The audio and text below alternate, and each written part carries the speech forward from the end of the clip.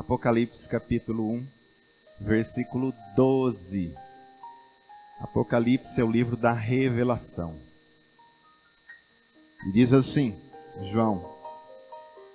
o apóstolo João está dizendo lá na ilha de Patmos: voltei-me para ver quem falava comigo, e voltado vi 7 candeeiros de ouro.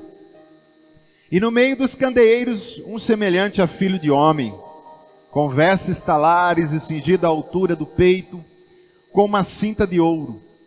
A sua cabeça e cabelos eram brancos como a alva lã, como neve. Os olhos como chama de fogo. Os pés semelhante ao bronze polido, como que refinado numa fornalha. A voz como voz de muitas águas. Tinha na mão direita 7 estrelas, e da boca saía-lhe uma afiada espada de 2 gumes. O seu rosto brilhava como o sol na sua força. Quando o vi, caí a seus pés como morto. Amém? Senhor, que o teu Espírito possa falar com o nosso coração nessa manhã, trazer a revelação, trazer o conforto, o consolo da palavra para nós. Que essa palavra possa nos exortar nessa manhã e edificar o nosso espírito, desconstruindo tudo aquilo que nós construímos e construindo tudo aquilo que o Senhor quer construir em nós. A nossa oração nessa manhã na palavra edifica a nossa vida com essa palavra. Amém. Você pode se sentar. Glória a Deus. Aqui João, já na sua velhice, o apóstolo João, ele foi levado preso à ilha de Patmos e estava lá, solitário, e foi lá, nessa solidão, que ele teve a revelação do Apocalipse inteiro, das coisas que estavam acontecendo e das coisas que ainda iam acontecer. E muitas delas ainda estão vindo aí pelo futuro. Está tudo aqui em Apocalipse. E perceba que a ilha é um lugar que está separado do continente, amém? A ilha não faz parte do continente, ela está sempre solitária, sozinha.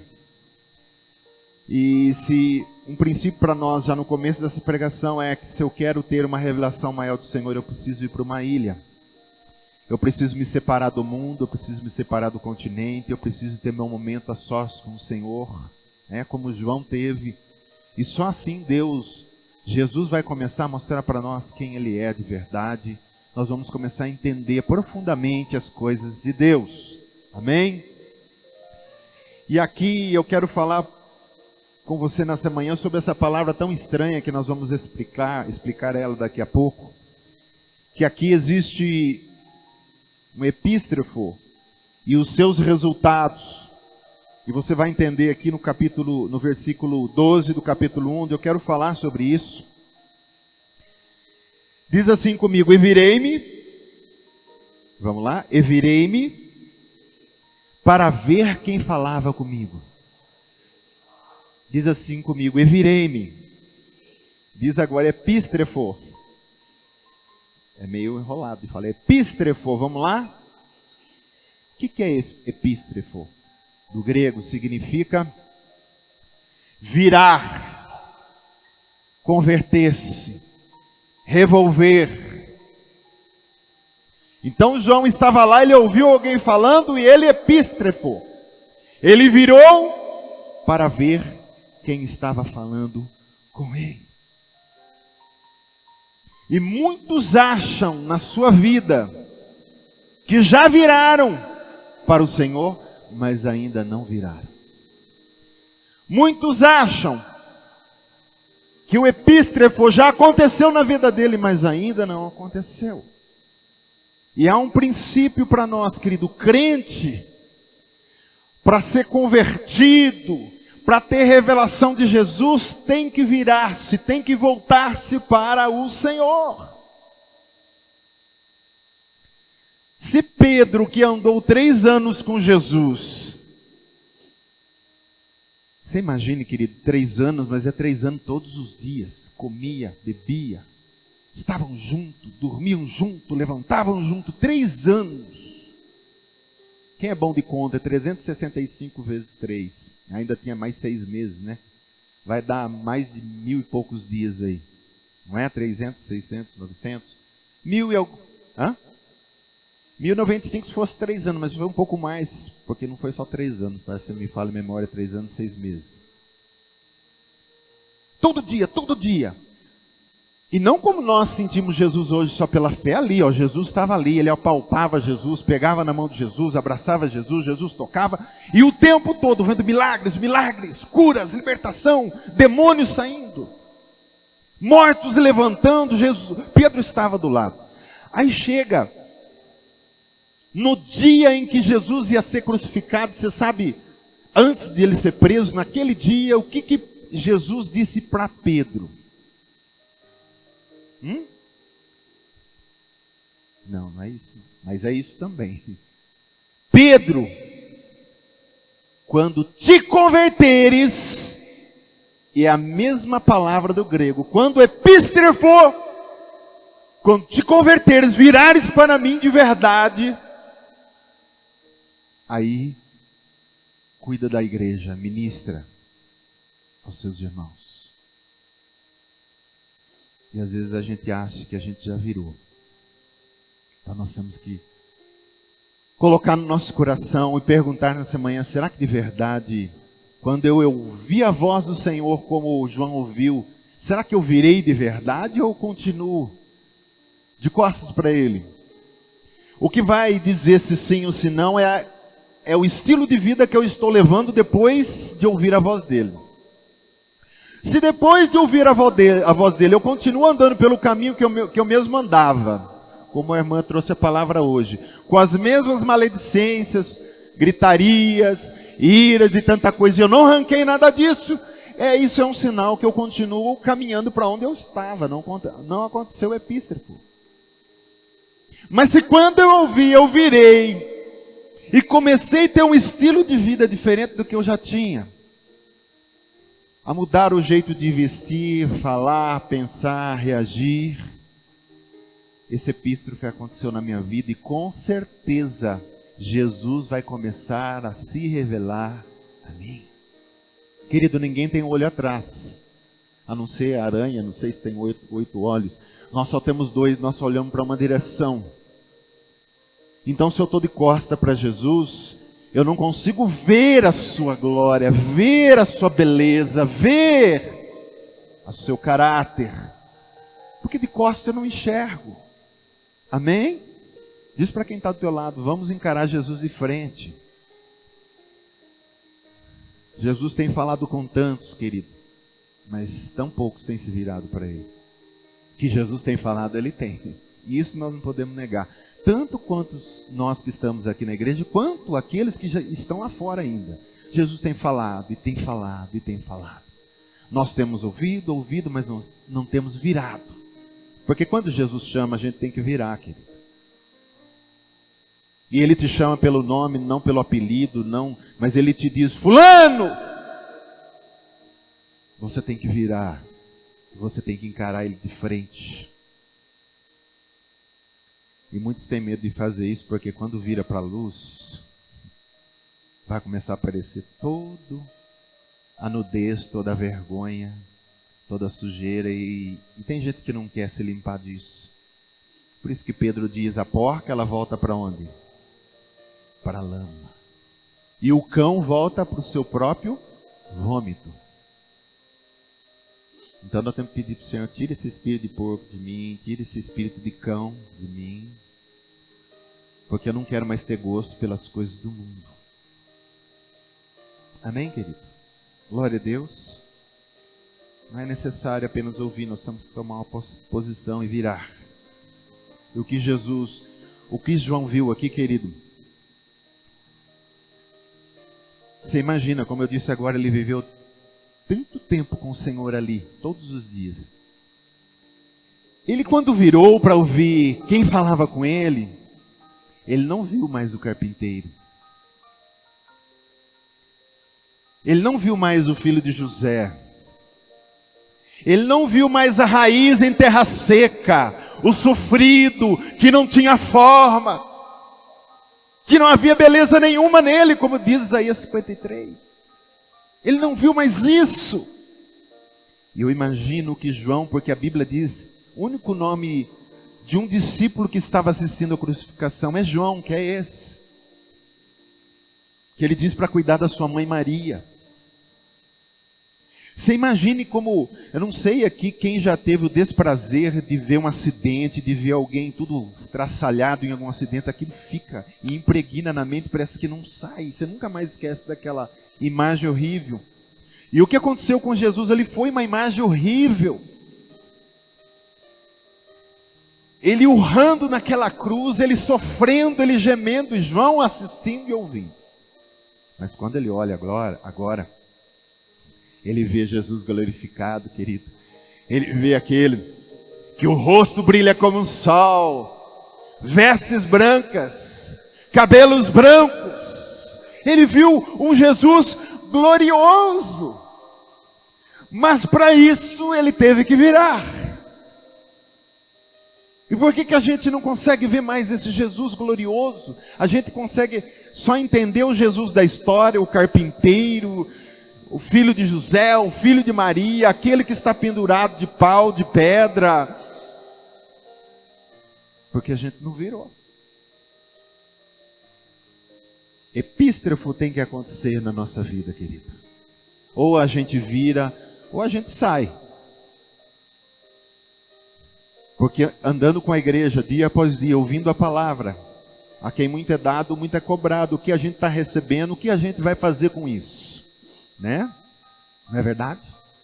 A igreja gloriosa, ela anda assim, ela recebe e ela pratica, ela recebe e ela faz, ela recebe e ela manifesta. Nós precisamos manifestar. Glória a Deus. Versículo, está no 12, né? Vamos continuar, eu quero falar uma outra parte. O que Jesus vai nos revelar então? Ele ouviu, virou-se, converteu-se, e aí Jesus vem mostrar. Versículo 12. Então voltei-me para ver quem falava comigo, e voltado vi 7 candeeiros de ouro, e no meio dos candeeiros, um semelhante a filho de homem. Se você quiser ler o 20 para completar o que significa isso, e os 7 candeeiros são as 7 igrejas. O livro de Apocalipse, ele é gostoso. Você pode ler ele inteiro, você vai ver assim. Ele fala uma coisa aqui, depois ele explica lá. E isso é aquilo, aquilo outro. As 7 cabeças da besta lá na frente. E as 7 cabeças são parará, parará. A mulher prostituta que estava em cima. E a mulher, ele explica. O Apocalipse, ele tem uma explicação. E aqui fala que esse, como filho do homem, ele até usa uma palavra que está lá em Daniel. Quando Daniel teve uma visão, ele teve uma visão parecida com essa. Ele diz, vejo um como filho do homem. Ele fala a mesma coisa, cabelos brancos como a alva. E João está tendo a mesma visão agora de Jesus. Um como filho do homem, que estava no meio, vi no meio dos 7 candeeiros de ouro. Isso revela o quê? Que o Jesus que nós servimos, ele está sempre no meio do candeeiro. E o candeeiro é a igreja, sim ou não? Vem revelar que Jesus não abandona a sua igreja. Jesus está sempre no meio da sua igreja. Candeeiro faz o que, querido? O candeeiro, ele tem luz, né? Ele ilumina. Então é o que João está revelando para nós, que Jesus sempre está no meio da igreja que é luz. A igreja que tem conhecimento, revelação. A igreja que ora, a igreja que busca. A igreja que tem um espírito que é o fogo que queima no candeeiro. Jesus sempre está no meio dessa igreja. A igreja não está só sobre a terra. Nós, Chama Viva, não estamos só, nem Assembleia Quadrangular, Presbiteriana, Batista, Metodista e vai por aí afora. Jesus vive no meio de nós. A igreja que é viva. Amém. Quando a gente vem cultuar aqui, querido, nós não viemos cultuar aqui para um anjo filmar, gravar e levar lá no trono onde Jesus está. Ó, vim mostrar para você como é que foi o culto hoje lá da Chama Viva. Não! Quando a gente pisou aqui dentro, ele já estava aqui esperando por nós. E quando nós estávamos aqui com o nosso candeeiro queimando, louvando, adorando, dizendo tua presença aqui, dizendo invocamos tua presença aqui, ele diz já estou aqui. E ele se revela a nós, a gente sente ele. Que gostoso. A gente perde o GPS, a gente vira do lado, o outro está dando risada sozinho, o outro está lá assim, que mergulhou e se perdeu. Isso porque Jesus está no meio de nós. Ele não é mentiroso, e é verdade quando ele diz, eis que estou convosco todos os dias da sua vida. Versículo 13. E no meio dos candeeiros, um semelhante ao filho de homem, com vestes talares, e cingido à altura do peito com um cinto de ouro. Além dele estar no meio da igreja, ele é o sumo sacerdote da igreja. Vestes talares, veste de sacerdote. Quando ele olhou, ele viu Jesus como sumo sacerdote, com um cinto, com as pedras das 12 tribos, dizendo que ele está com a igreja. O sumo sacerdote que intercede por cada um de nós.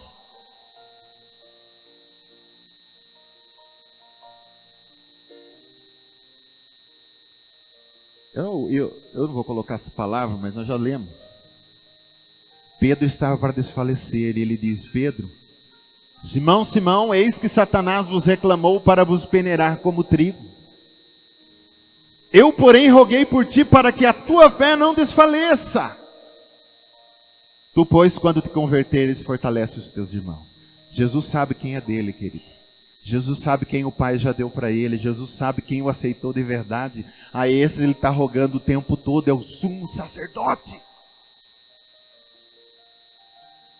Ele diz, tudo aquilo que o Pai me dá não se perderá.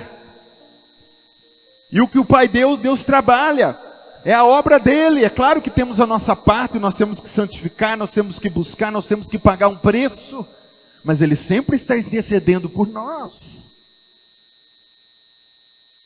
Pedro estava lá e diz, Satanás quer te peneirar, já foi me revelado. E eu vou fazer o seguinte, eu vou rogar ao meu Pai por ti. Eu roguei ao meu Pai por ti, para que a tua fé não desfaleça. Sumo sacerdote está no meio do candeeiro e intercede por esse candeeiro. Hebreus 7:25, por isso também, está falando do sumo sacerdote, pode salvar totalmente os que por ele se chegam a Deus, vivendo sempre para interceder por eles. Amém, querido? Temos um intercessor que não falha e 24 horas olha para nossas vidas, olha para mim e para você particularmente, intercedendo, intercedendo, intercedendo. Amanhã você levanta, Jesus está intercedendo por você. Porque ele sabe, o diabo, querido, ele vem com a polenta, vamos fazer o contrário, ele vem com o fubá, Jesus já está com a polenta pronta faz tempo. Se Satanás quis peneirar a Pedro, você acha que não quer peneirar eu? Você acha que não quer peneirar você também? Sabe o que Jesus faz? Você levanta amanhã, ele tem planos para peneirar você, para fazer você pecar. Mas Jesus, antes, já está rogando ao Pai, à direita, Pai, livra, Pai, guarda, Pai, não deixa.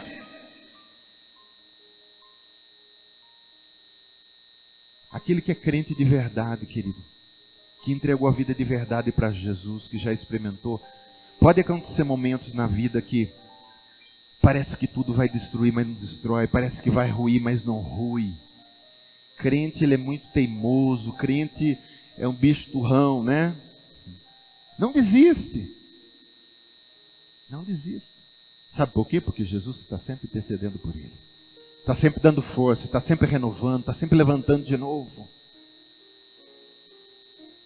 É aquele que entra no ringue, toma pancada também, toma pancada, parece que nocauteou, daqui a pouco do nada ele levanta e vai para cima de novo, ele não para. Porque dentro dele tem um espírito do leão, da tribo de Judá, que ruge o tempo todo. É o leão que vai para cima. Mas por quê? Ele é o nosso intercessor. Amém, querido? Tudo isso aqui são revelações de que João estava tendo quando ele virou para Jesus. Versículo 14: a sua cabeça e cabelos eram brancos como a alva lã, como a neve. Aqui fala do que? Cabelos brancos. Não é só branco de pureza, porque também é pureza. Que Jesus é santo. Mas fala da sabedoria, da experiência, porque cabelos brancos lembra pessoas que são velhas. Por isso que em Daniel ele fala assim: vi aquele, fala como filho do homem e tal, cabelos brancos como a neve, e ele fala o ancião de dias. O que é ancião de dias? É como alguém que fosse um ancião, alguém experiente. Jesus sabe tudo. Ele tem toda a sabedoria. Ele tem toda a onisciência, ele tem toda a experiência. Tanto porque antes ele já era Deus, mas como homem, filho do homem, ele experimentou e subiu lá em cima. Ele sabe o que é ser homem, ele sabe o que é sofrer, diz em Hebreus. Por isso que ele pode interceder por nós e ter compaixão das nossas fraquezas. Amém? Fala desse Deus que sabe tudo. Querido, o diabo ele é sábio, sim ou não? Sim. A Bíblia vai falar que ele é mais sábio que Daniel. E Daniel era 10 vezes mais sábio que os mais sábios da Babilônia. 10 vezes mais. E diz que o diabo era mais sábio que Daniel. A palavra diz no Velho Testamento. Ele sabe, mas ele não sabe tudo. Ele é um ser criado. Jesus é o Deus eterno. Amém?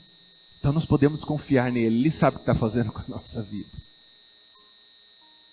Ele sabe por que está tocando, ele sabe por que está tirando, ele sabe por que está dando. Ele sabe ministrar nossas vidas, ele sabe nos consertar, porque o seu cabelo é como anciãos de dias, ele tem experiência. Amém? Aqui no Brasil, velho é lixo, sim ou não? As pessoas envelhecem, a cultura nossa abandona, joga no asilo, deixa para lá. Mas você vai na cultura oriental, é o contrário.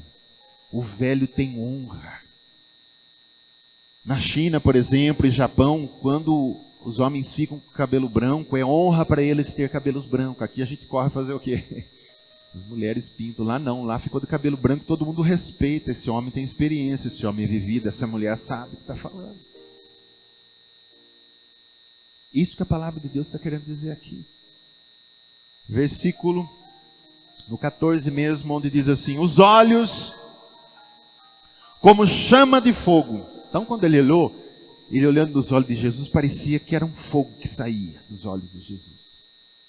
Fogo fala de um olhar penetrante, que queima, que sonda o seu interior, sabe tudo de você.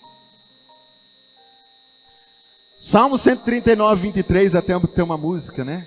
Que fala de sonda-me, ó Deus, conhece o meu coração, prova-me os pensamentos, vê se há em mim algum caminho mau e guia-me pelo caminho eterno. Querido, quem pode fazer isso? Quem tem os olhos de fogo, que penetra e sonda e sabe o caminho e dirige para o caminho certo. Sonda-me, ó Deus, e conhece meu coração, prova-me e conhece os meus pensamentos, vê se há em mim algum caminho mau e guia-me pelo caminho eterno. É a luz que ilumina as trevas do nosso coração. Quando ele olha, ele ilumina. O fogo, querido, fala também de iluminação. Porque naquela época não existia lâmpada elétrica. Tudo que falava de iluminar tinha que ter fogo. Ou era fogo de tocha, ou era fogo no pavio da lâmpada. Então isso fala de iluminação. Então o que João está tendo a revelação? Que os olhos de Jesus foca o nosso interior, e ele queima, e ele arde, e ele ilumina. Amém? Com o calor do seu próprio amor. A gente sente o amor dele queimando quando ele está olhando para nós. Né?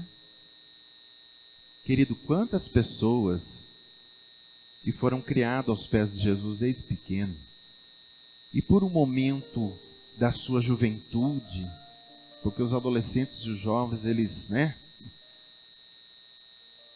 são, parece que às vezes indomáveis, mas quanto que foram criados, entregaram vida, até foram batizados, mas chegaram na sua juventude e deram um perdido por aí. Mas os olhos das chamas de fogo queimam naquele coração. Quantos que naquele momento que estavam lá, talvez uma sarjeta, jogado, perdido nas drogas, e disseram assim: o que eu estou fazendo aqui? Minha mãe sempre falou de Jesus. Eu vou voltar para esse Deus. Quantos não voltaram? Tinha um professor de natação, e ele nadava, é claro, amém? Ele dava aula de balé, não ia dar certo, ele nadava. E esse professor de natação, ele estava sempre no clube. O clube era meio coberto, tinha os vidros do lado assim, mas era um clube coberto. E aquele homem foi criado aos pés de Jesus, aquele moço, desde pequeno, ele estava desviado, ali na sua juventude. Bem longe do Senhor, bem frio. E ele tinha a chave do clube, porque ele era professor ali há tanto tempo. Então, uma noite bateu uma tristeza nele, bateu um vazio. E ele pegou a chave e foi lá à noite no clube e disse: vou no clube. E ele também era perito em dar saltos, né? Ele mergulhava lá daqueles trampolim bem alto. E ele, naquela noite, subiu lá e disse: eu vou nadar. Porque eu não estou sentindo nadar, né? Eu vou nadar. Subiu no trampolim. E era uma noite que estava a lua bem clara, mas batia não de cima, batia de lado. E ele fez assim para dar um mergulho. E quando ele fez assim, ele olhou a sua imagem refletida na parede do lado, formando uma cruz. Por isso que eu falo, querido, quando a mãe intercede pelo filho, Deus pega ele uma hora ou outra, não tem problema não, né? E aqui, esses olhos flamejantes, naquela hora eu tenho certeza que sondou aquele coração e queimou o amor dele ali. E ele fez assim, e ele começou a lembrar tudo que sua mãe ensinou, tudo que ele aprendeu na escola dominical, na escolinha das tias, né? Que dão aula para as crianças. E ele viu a cruz, ele lembrou de Jesus e começou a vir tudo aquilo. E ele ficou com uma saudade de Jesus. Ele estava lá em cima para mergulhar, ele disse assim, não sei, ele não sabe porquê, mas deu uma vontade dele descer e antes de mergulhar, ele sentar na beirada e molhar os pés. Aliás, era um costume que ele tinha depois, que todo mundo perguntava, por que o professor sempre antes da aula de mergulhar ou de nadar, ele vai lá e molha os pés antes? E essa é a explicação dessa história. Porque ele desceu, uma vontade doida de molhar os pés, ele sentou lá para molhar o pé, e quando ele senta para molhar o pé, ele diz, cadê a água? O clube tinha esvaziado a piscina.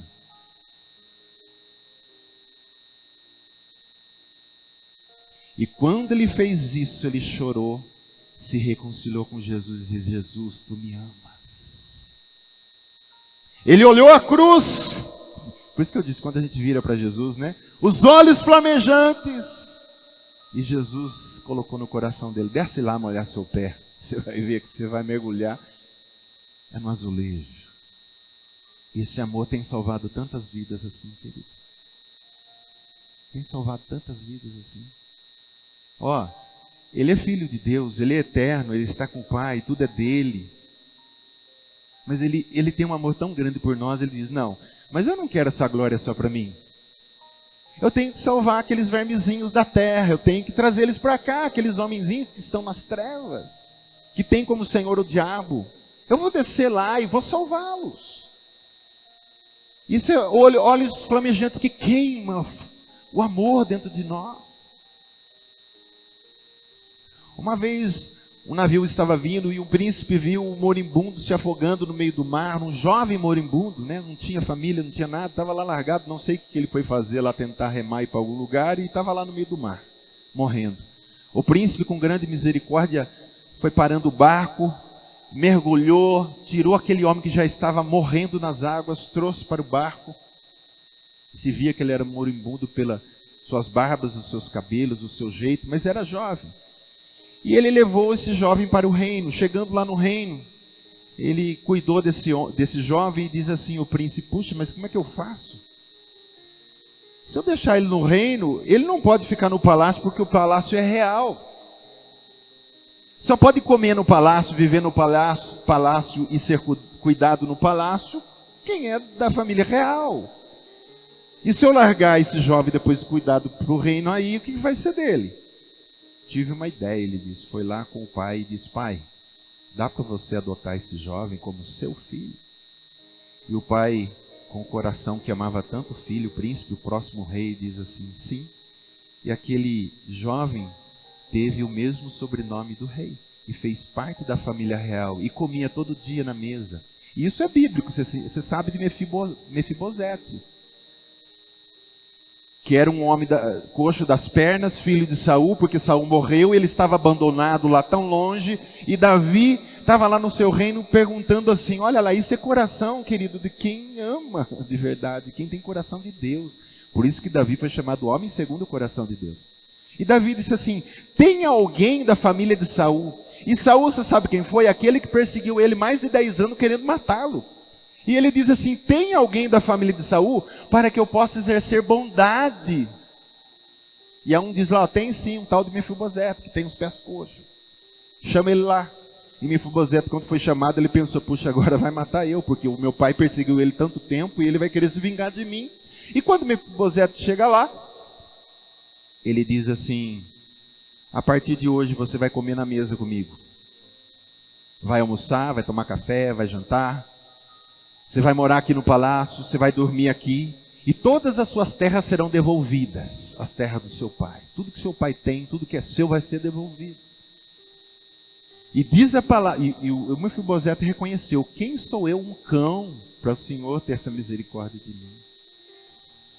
E é isso que às vezes a gente olha para Deus, para Jesus e diz, quem sou eu, Jesus, um cão? Coxo das pernas, eu sou falho, eu não sei andar direito. E o Senhor me quer para sentar à sua mesa e comer contigo. E olhar-me com esses olhos de fogo queimando de amor comigo. Amém, querido? Isso aqui é revelação que a gente precisa aprender. A profundidade do amor que Jesus tem por nós. É claro que esses olhos de fogo também falam de olhos de juízo. Que ao mesmo tempo que ele olha para nós e tem misericórdia, quando ele olha para aquele que é mal, que quer ser mal, que não quer abandonar o pecado e gosta de fazer o mal para os outros, os olhos de juízo dele também queimam lá. Só está de olho. E um dia, quando ressuscitar e for lá diante do trono branco, esses olhos de fogo vai condenar aqueles que não quiseram virar-se e assentar-se à mesa com ele. Amém? Versículo 15. Os pés, semelhante a bronze polido, como que refinado numa fornalha. Pé de bronze. Querido, bronze naquela época era um material duro, era um material que fazia escudo, era um material de guerra, era um material que falava muito de coisas que são fortes. E também lembra de juízo, é claro, mas esse pé de bronze fala de Jesus andando no meio da igreja, pisando toda hipocrisia, fazendo justiça na sua própria igreja. E eu peço que esses pés de bronze andem pelo Brasil, querido, pisando aí num monte de lugar que estão pregando mentira, estão levando gente para o inferno, estão tirando o povo foco do céu e colocando no dinheiro. Que Deus traga um juízo, mas não um juízo para arrebentar tudo, mas um juízo para essas pessoas caírem na consciência que estão no caminho errado.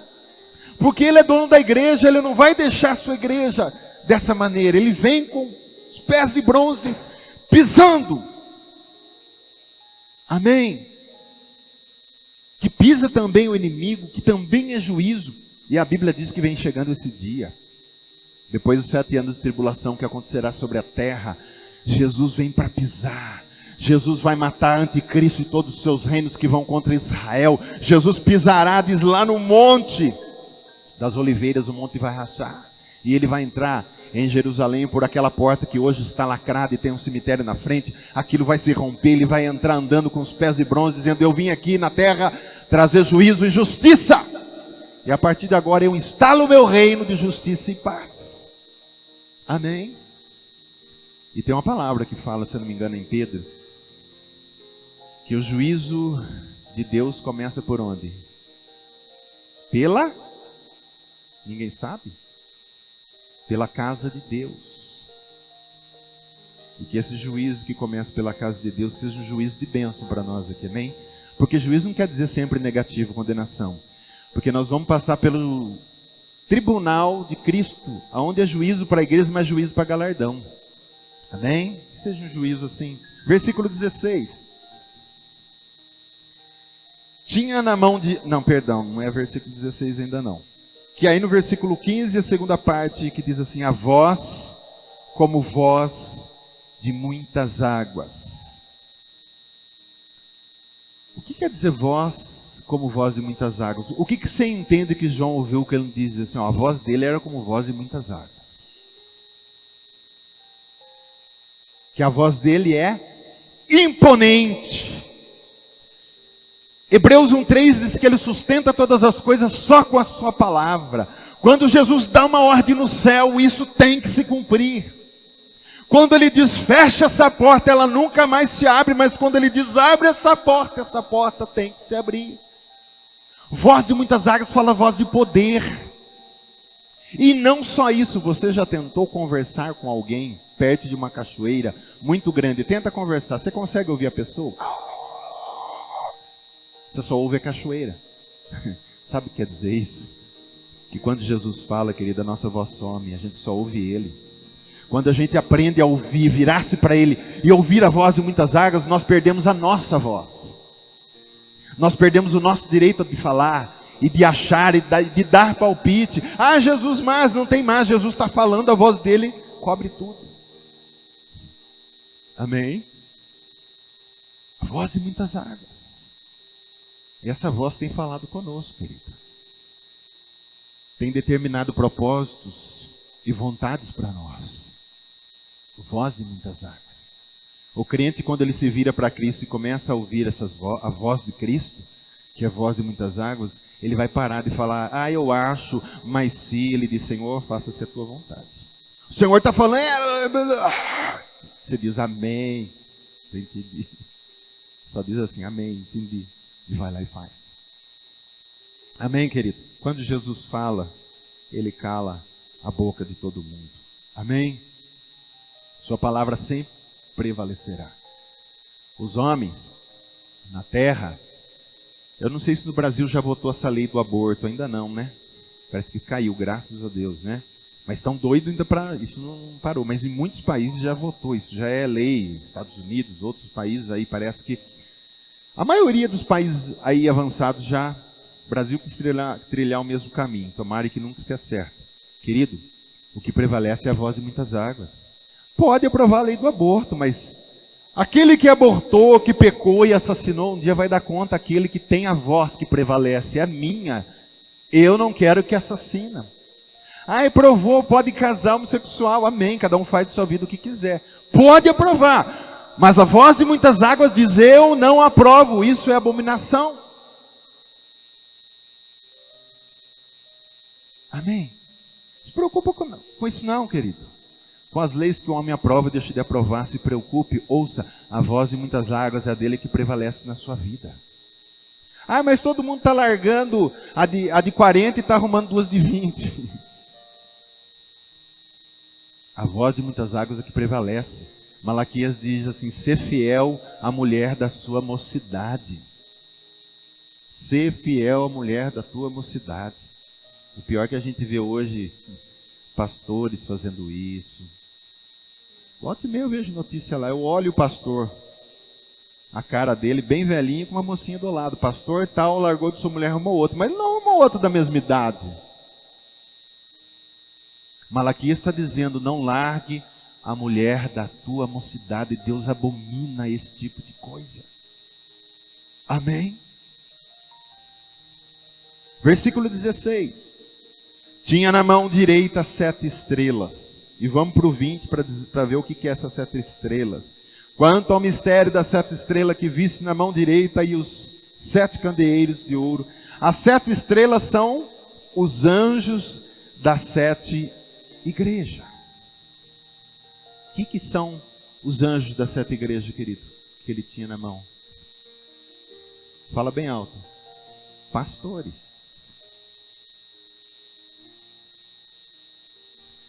Perceba que no meio dos candeeiros, agora tem que puxar a sardinha para o meu lado, amém?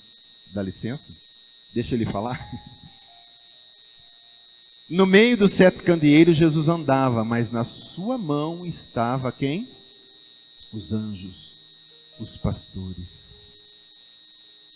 Querido, graças a Deus aqui nós não temos esse problema, mas também não podemos ter lá no futuro. Eu amo quando eu vou em igreja e vejo igrejas, e passei por igrejas que eu acho tão bonito, um grande respeito da ovelha pelo pastor. O cuidado. O irmão Toninho, a igreja que eu me converti, homem de Deus. E eu sempre, nós até, antes de reabrirmos a igreja, nós fomos num culto nas igrejas. E você vê o cuidado, eu acho tão lindo isso, né? A igreja cuidar do pastor, querido. Acaba o culto, levam Gatorade, pastor e tal, mas é com respeito, não é temor não, porque eu conheço o irmão Toninho. O irmão Toninho não é um pastor que põe medo na igreja. Ele é tão simpático. Eu estou bem longe dele de simpatia, mas ele é tão simpático, tão agradável. E Jesus cuida dos pastores, querido. Por isso, quando a gente vai falar de um pastor, com maldade eu estou falando, né? Ou vai querer desejar o mal com o pastor, toma cuidado, porque ele está na mão de Jesus.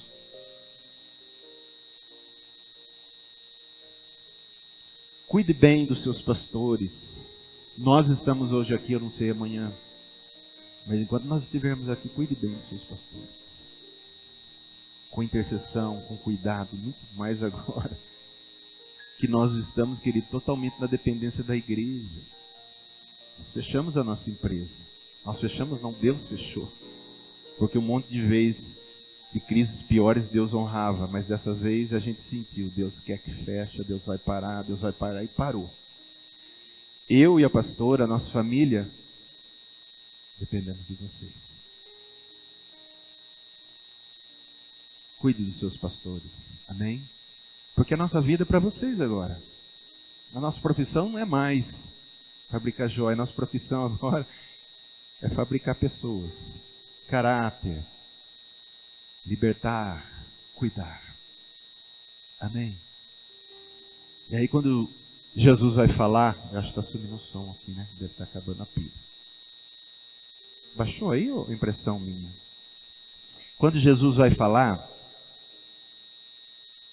com a igreja, você sabe para quem que ele manda a carta das 7 igrejas? Ao anjo, ele fala, ao anjo da igreja de Filadélfia. Ao anjo da igreja de Éfeso, ao anjo da igreja do Ministério Chama Viva. Ele fala. Intercede por nós, querido, batalha todo dia por nós. Porque se o diabo quis peneirar Pedro, porque Pedro era um líder, era alguém que estava à frente, e eu também estou à frente de um trabalho. O diabo vai querer peneirar eu, vai querer peneirar minha família. E eu sozinho numa guerra, eu dependo de você, você é corpo. Ore, batalhe. Não é uma vez quando você lembrar na vida e na morte, todo dia, vai orar por você, lembra dos seus pastores. Senhor, fortalece lá o pastor Edson, a pastora Lu, a família dele, sustenta.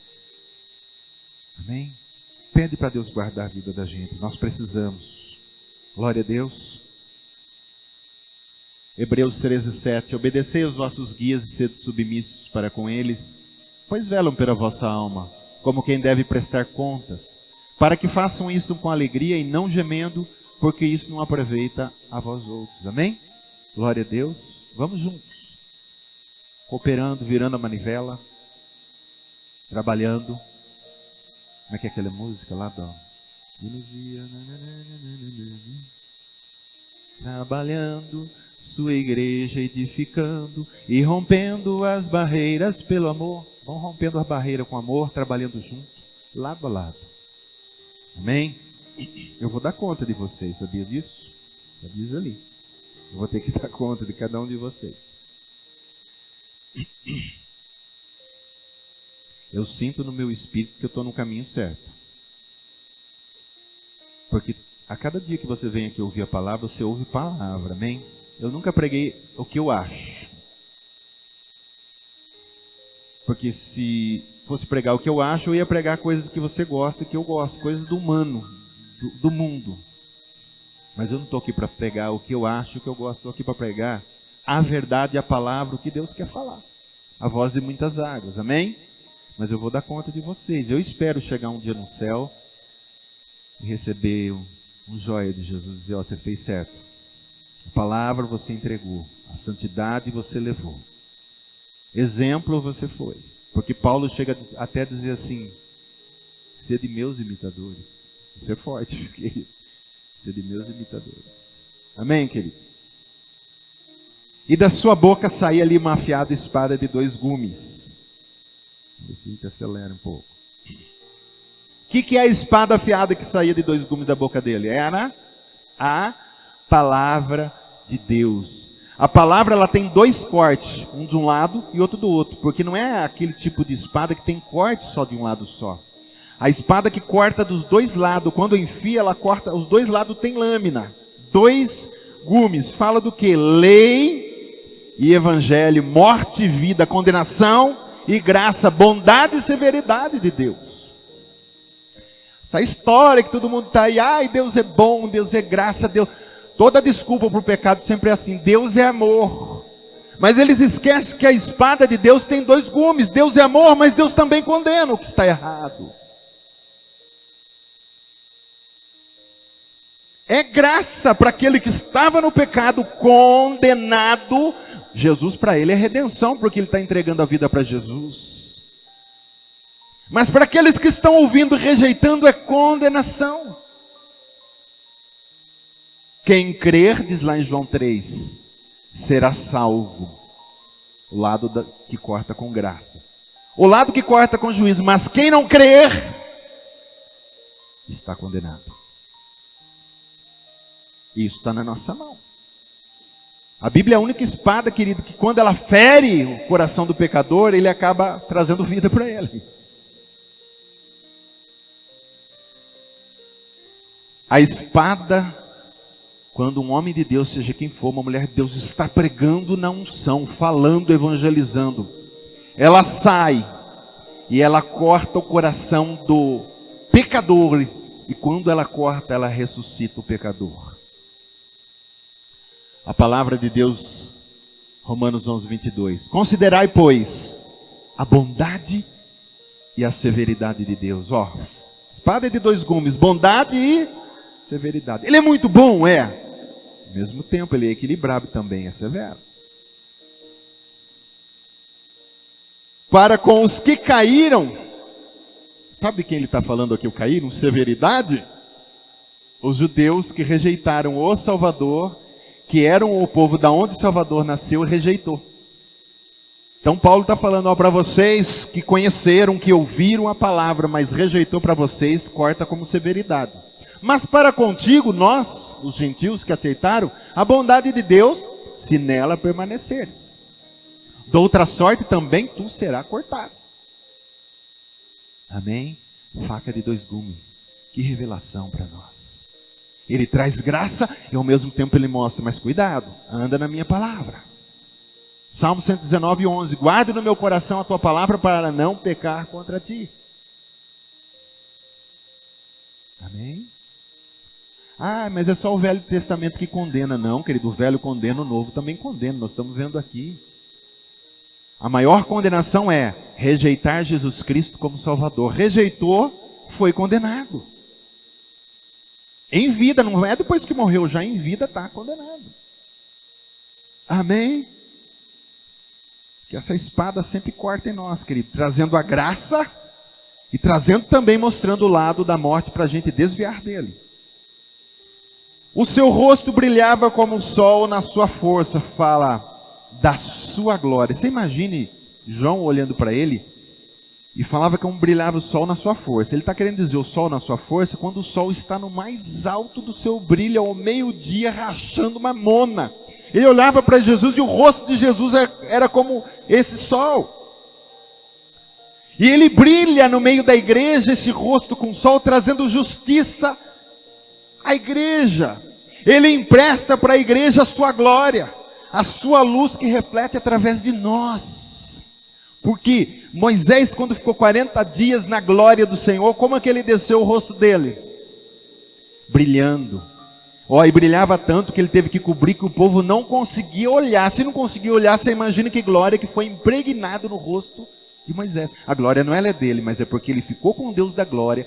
A glória de Deus impregnou no rosto dele. Amém?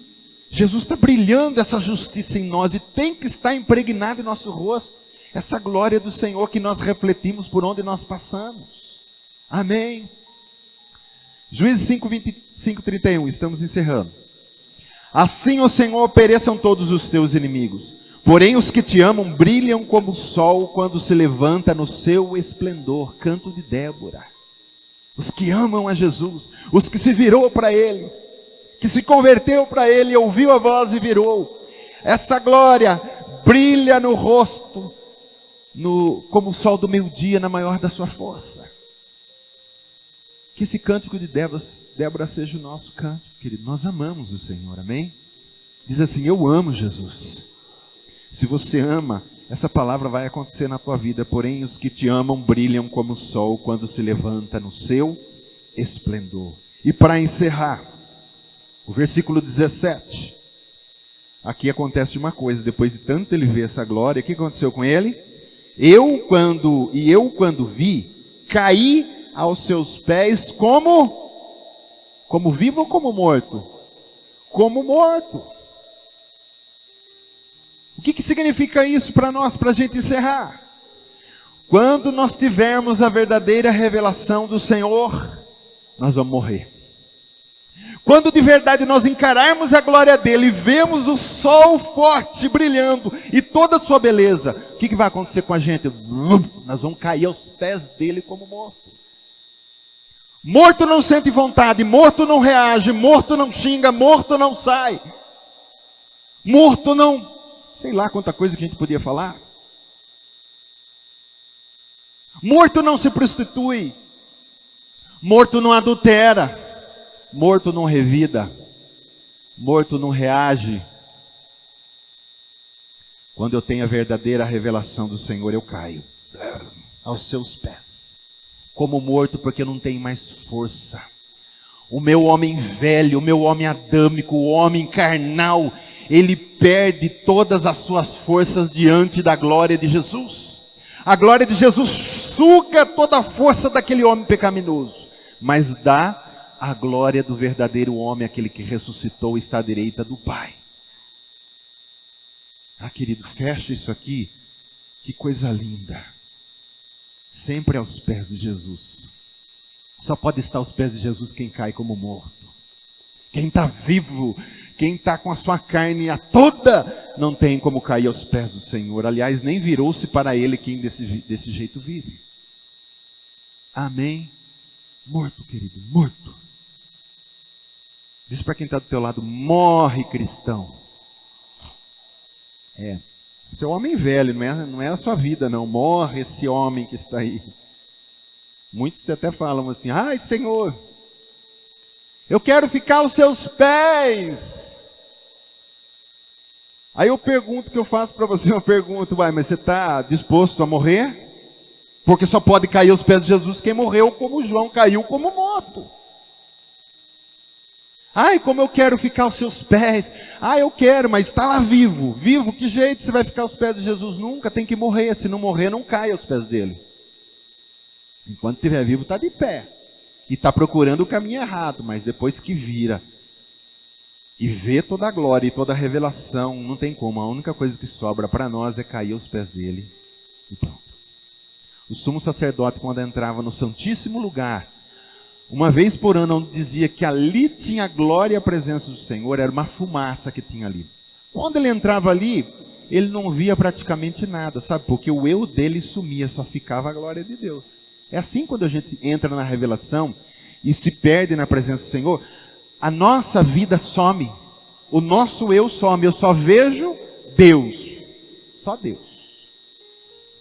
E é o que tem que prevalecer. Amém? Você está entendendo? Oh, glória. Eu lhe desejo, querido, nessa manhã aqui, epístrefo esteja acontecendo na sua vida. Essa vira-volta. Se voltar para o Senhor e olhar para a glória dele. Amém? Vamos nos colocar em pé? Aleluia.